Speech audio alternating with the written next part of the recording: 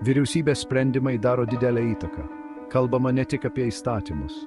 Kalbama apie tai, kaip tie įstatymai yra įgyvendinami. Štai kur atsiranda administraciniai sprendimai.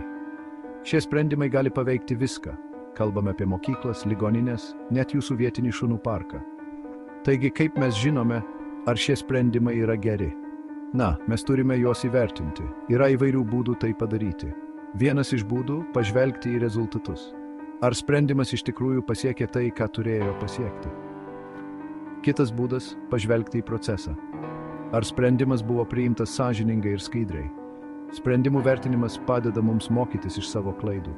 Nes, būkime sąžiningi, vyriausybės daro daug klaidų.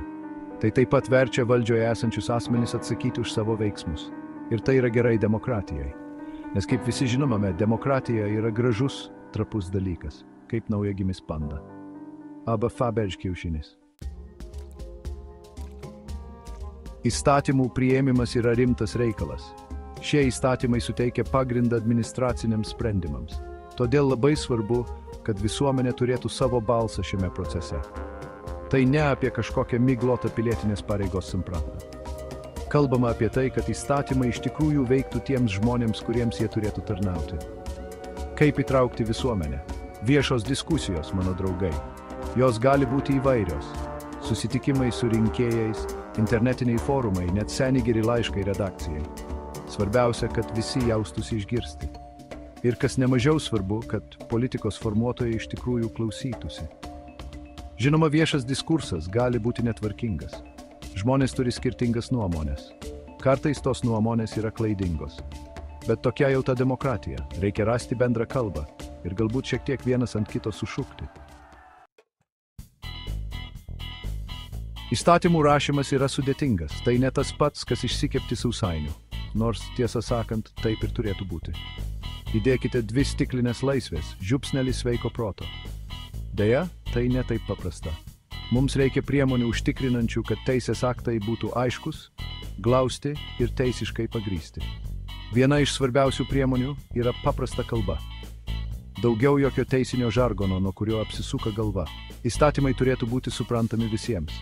Kita priemonė – technologijos.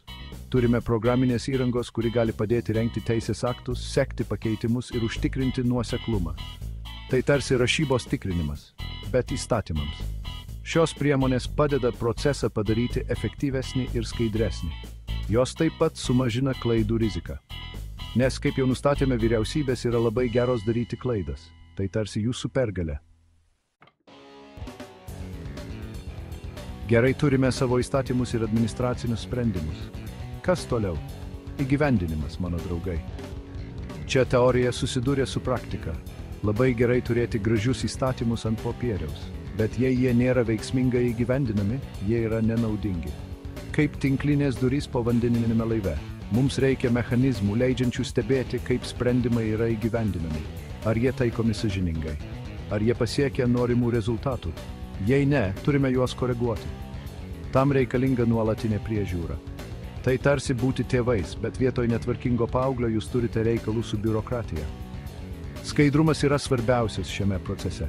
Visuomenė turi žinoti, kaip priimami ir įgyvendinami sprendimai.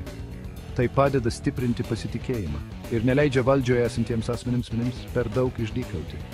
Nes būkime atviri, valdžia gali būti svaiginanti.